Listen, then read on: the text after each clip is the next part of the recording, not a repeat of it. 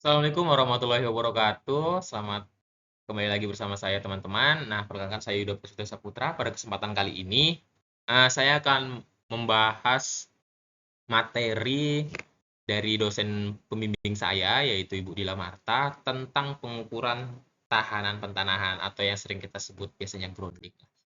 Nah, langsung aja kita masuk, apa itu pentanahan. Pentanahan atau grounding adalah proses menghubungkan bagian tertentu dari sistem atau peralatan listrik itu ke tanah menggunakan penghantar dengan nilai tahanan yang rendah. Nah, tujuan utamanya yaitu menyediakan jalur yang aman bagi misalkan nih ada arus gangguan atau arus bocor maupun tegangan yang lebih dapat mengalir ke bumi tanpa membahayakan kita sebagai manusia dan juga peralatan listrik biar tidak rusak. Dengan adanya sistem yang ini, dengan adanya sistem pentanahan yang atau yang baik atau grounding yang baik, resiko sengatan listrik itu bisa diminimalkan lah. Contohnya sendiri, eh, misalkan nih teman-teman di rumah itu ada inilah ya, ada TV lah. Nah, TV teman-teman tuh tiba-tiba konslet. Nah, gunanya pentanahan itu untuk mengalirkan arus-arus konslet itu masuk ke dalam grounding ke tanah agar tidak tersengat ke kita. Nah, ini sudah jelaskan nih pada slide berikutnya mengapa perlu pentanahan. Nah, pentanahan ini jelas untuk melindungi manusia dan peralatan dari sentakan listrik atau transient voltage. Pentanahan ini diperlukan untuk melindungi manusia, dalam slide sudah dijelaskan, dan peralatan listrik dari berbagai gangguan seperti hubung singkat atau sambar petir, gangguan frekuensi, radio, dan listrik statis. Ketika terjadi gangguan listrik, sistem pentanahan akan mengalirkan arus-arus yang bocor tersebut itu ke bumi, jadi ke tanah. Nah, sehingga tidak menimbulkan tegangan atau berbahaya yang bisa kita terima lah dari arus yang bocor tersebut. Pentanahan itu grounding ini dilengkapi juga atau ya bisa kita sebut grounding ini dilengkapi dengan penangkal petir atau arus petir yang menyambar. Nah, intinya itu pentanahan ini dia itu untuk mengalirkan arus-arus bocor itu biar kita tuh aman. Nah, lanjut aja. Di sini sistem pentanahan itu memiliki setidaknya 15%. Sudah dijelaskan dalam slide. Masalah kualitas daya berhubungan dengan pentanahan, misalnya harmonic power bla bla bla bla. Nah, sambaran petir pada peralatan dengan sistem pentanahan yang buruk akan menghancurkan jutaan rupiah peralatan yang berimbas. Nah, pada slide sudah dijelaskan kan? Uh, sistem pentanahan yang buruk itu menyebabkan berbagai masalah kualitas daya seperti gangguan harmonis, penurunan faktor daya, kerusakan peralatan elektronik. Nah, selain itu juga sambaran petir pada sistem yang tidak memiliki grounding yang baik itu dapat mengakibatkan kerugian yang besar lah karena rusaknya peralatan dan terhentinya proses gitu. Contohnya gini, pada sebuah pabrik manufaktur lah, kerusakan panel kontrol aja akibat petir nih, itu bisa menghentikan proses produksi selama beberapa jam.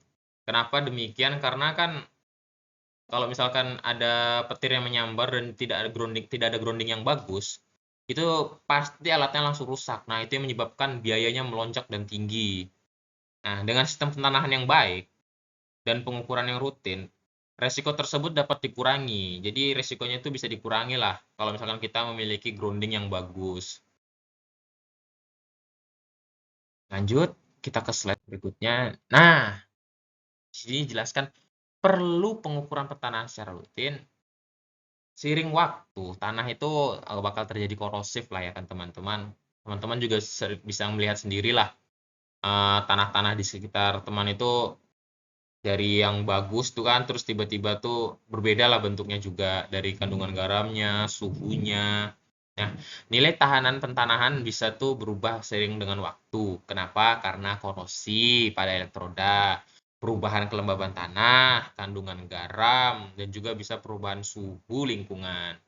Oleh karena itu, pengukuran pentanahan tanah atau grounding ini kita perlu lakukan secara berkala untuk memastikan sistem groundingnya ini bisa bekerja sesuai dengan standar keselamatan.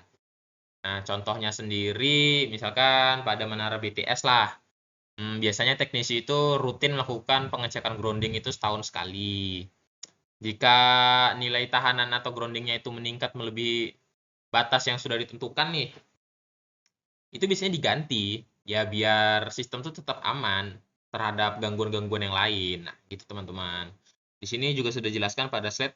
Jadi perlu pengukuran secara berkala minimal setahun sekali. Jika terjadi peningkatan nilai resistansi 20%, teknisi harus memperbaikinya dengan menambahkan batang tembaga atau menggantinya. Nah, itu dengan yang saya jelaskan tadi, biasanya kalau misalkan udah melebihi batasnya itu biasanya teknisi akan menggantinya gitu teman-teman. Nah, di sini ada standar nilai resistansi pentanahan. Gimana ya menjelaskannya ya? Secara teori sendiri nilai tahanan pentanahan atau grounding itu yang ideal itu memang 0 ohm.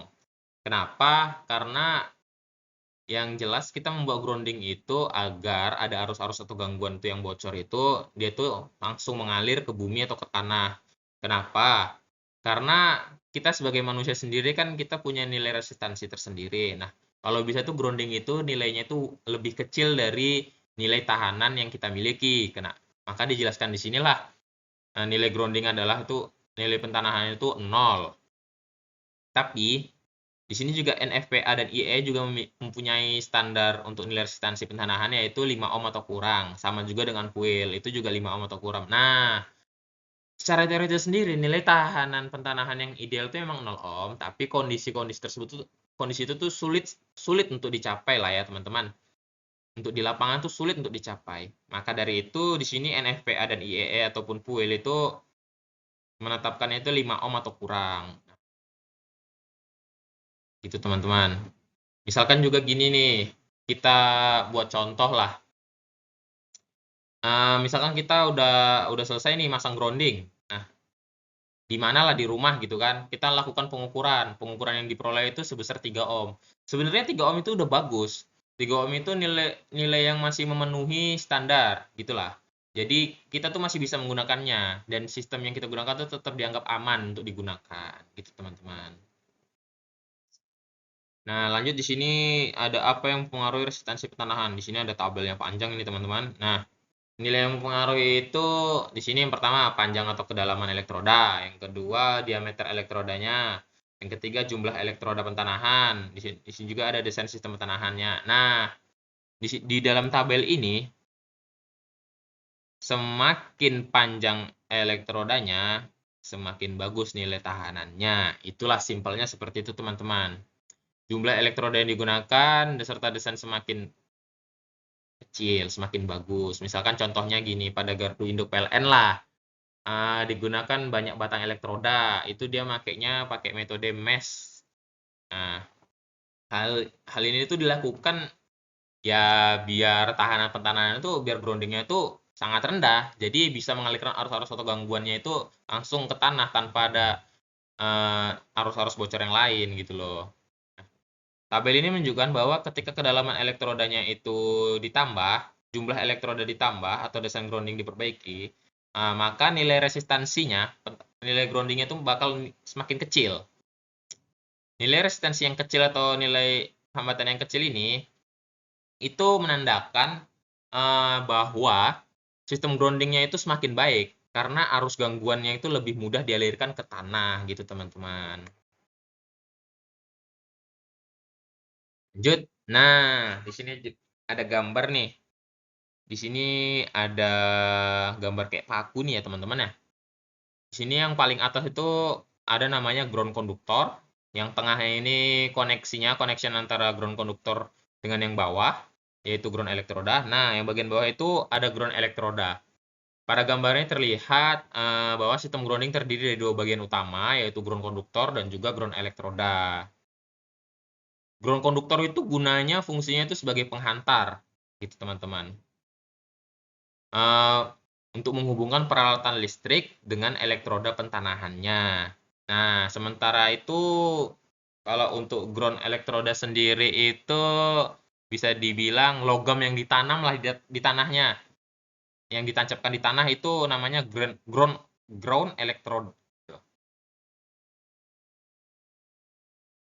Nah, itu gunanya untuk menyalurkan arus arus gangguan itu atau arus yang bocor itu ke tanah atau ke bumi gitu teman-teman. Nah, misalkan nih, jika terjadi kebocoran arus atau sambaran petir, arus akan mengalirkan dari ground konduktor, dari ground ini konduktor itu menuju ke ground elektrod yang ditancapkan di tanah gitu teman-teman. Nah, di sini langsung saja mungkin kita masuk ke slide berikutnya. Ada berbagai macam di sini, berbagai jenis sistem pertanahan. Sebenarnya semua sistem pertanahan itu memiliki tujuan yang sama, teman-teman, yaitu untuk mengalirkan arus-arus gangguan atau arus yang bocor itu ke grounding atau ke tanah, biar tuh kita tuh aman. Jadi arus-arus yang bocor itu tidak ada menyebar kemana-mana, tapi dialirkan ke tanah, gitu teman-teman. Nah, untuk ini sendiri, misalkan nih, contoh yang pertama ini, yang tadi yang sudah kita bahas, satu batang elektroda. Nah, satu batang elektroda itu single ground rod. Itu pada gambar ini terlihat satu batang logam aja yang ditanam ke tanah. Nah, ini batang tersebut itu berfungsi sebagai jalur pembuangan arus lah ke tanah atau ke bumi.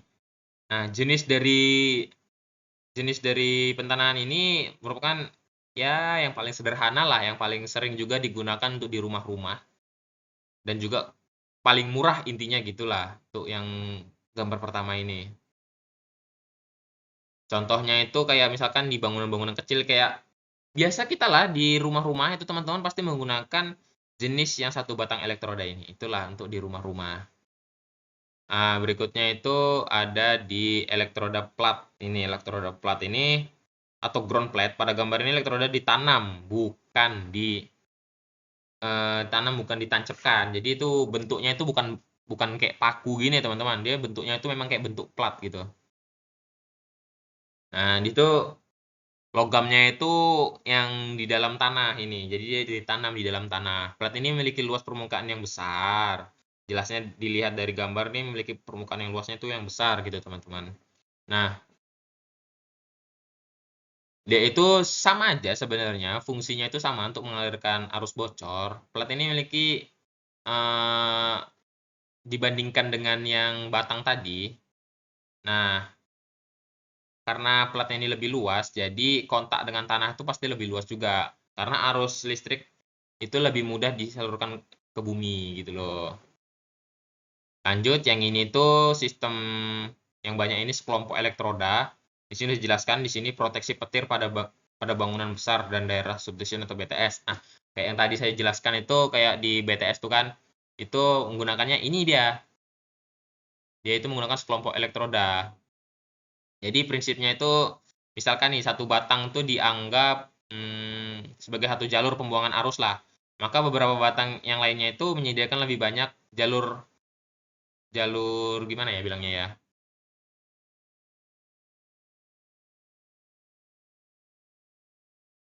Hmm, Misalkan nih pada menara BTS sendiri nih ada gedung bertingkat. Biasanya digunakan beberapa batang grounding sekaligus ya kan?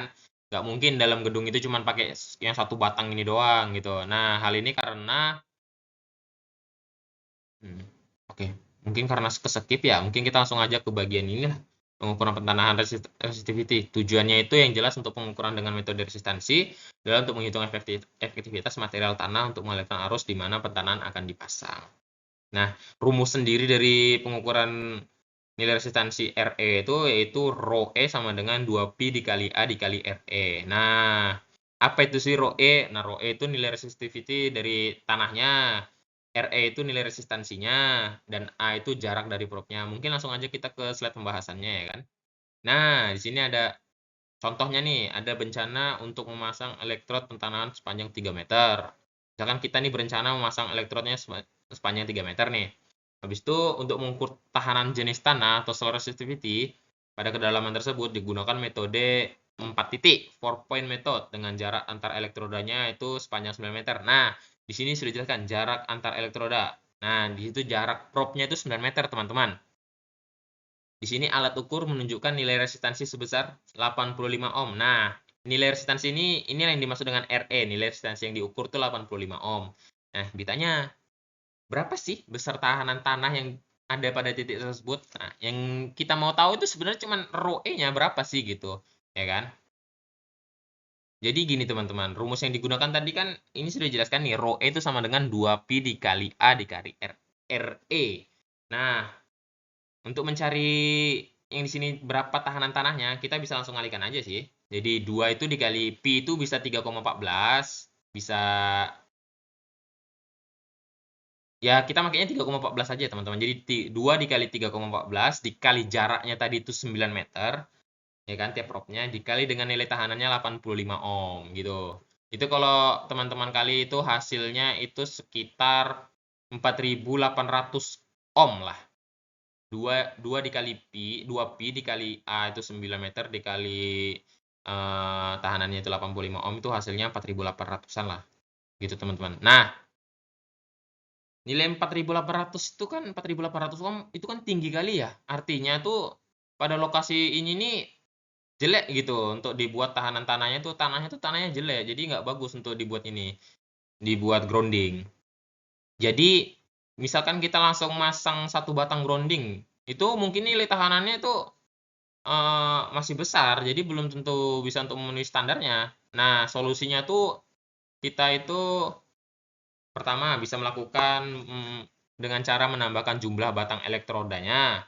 Habis itu juga bisa menambah kedalamannya atau menambah kedalaman penanaman batang elektroda itu lebih dalam ke bawah. Habis itu juga bisa menggunakan sistem grounding mesh atau grid. Dan juga bisa gimana ya? Dan juga bisa menambahkan material khusus lah untuk untuk membuat pentanahannya di groundingnya gitu teman-teman.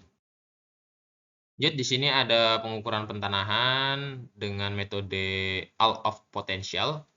Nah, di sini sudah jelaskan terminal E pada alat ukur dihubungkan elektrod pentanahan. Ini dia terminal E ini elektrodnya nih. Ini elektrod pentanahannya. Nah, untuk P2 sendiri ini elektroda bantunya itu sebenarnya tegangan di sini. Dan juga di sini ada elektroda bantu yang C2 itu di sini arus. Nah, tujuan pengukuran dengan metode resistansi adalah untuk menghitung resistansi sistem pentanahan. Nah, metode fall off potential ini digunakan untuk mengukur sistem grounding yang udah dipasang gitu, yang udah terpasang. Jadi pengukuran dilakukan dengan menggunakan dua elektroda bantu, yaitu elektroda arus dan juga elektroda tegangan. Nah, alat ini akan mengalirkan arus ke tanah, kemudian itu mengukur tegangannya yang muncul. Nah, berdasarkan hukum Ohm. Nah, itu dia. Dari alat ini kita tuh menggunakan hukum dasar yaitu hukum Ohm, nilai tahanan untuk mengetahui nilai tahanan groundingnya.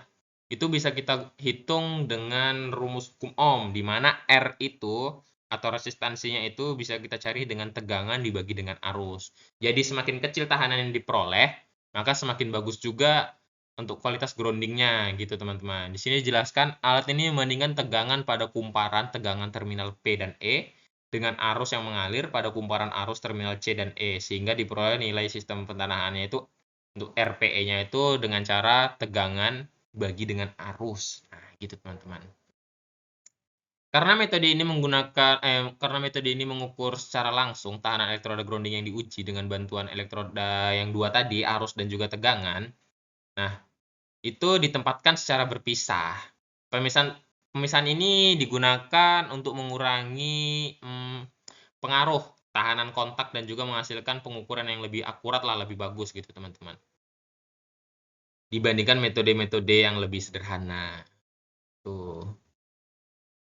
Nah, lanjut di sini ada pengukuran pentanahan dengan metode stackless. Nah, the stackless method menghilangkan penggunaan elektroda bantu. Nah, elektroda bantunya itu diganti dengan dua buah klem. Klem yang pertama itu untuk membangkitkan tegangan pada konduktor.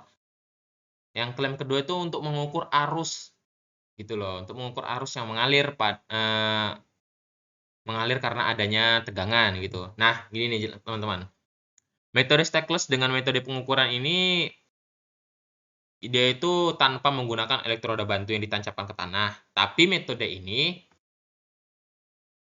alat bantunya itu diganti dengan dua buah klem gitu teman-teman. Gunanya itu untuk mengalirkan konduktor ke grounding dari nilai tegangan dan arusnya itu bisa langsung dihitung dapat dihitung secara otomatis lah gitu. Nah, maka dari itu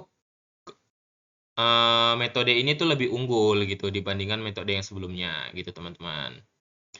Keunggulan metode stackless ini dia itu jelas karena proses pengukuran itu lebih cepat. Pastinya teman-teman juga tahu dong, kita nggak perlu lagi menancapkan apa tadi tembaga-tembaganya itu ke tanah, kita nggak perlu lagi kayak gitu karena elektrodanya itu nggak perlu kita tambahkan ke tanah lah. Metode ini biasanya digunakan kalau misalkan di ini di perusahaan-perusahaan atau di misalkan kayak gini nih rumah sakit tuh itu kan besar. Nah, itu kalau misalkan kita melakukan pentanan atau grounding itu kan kayak kita tuh mengganggu lah.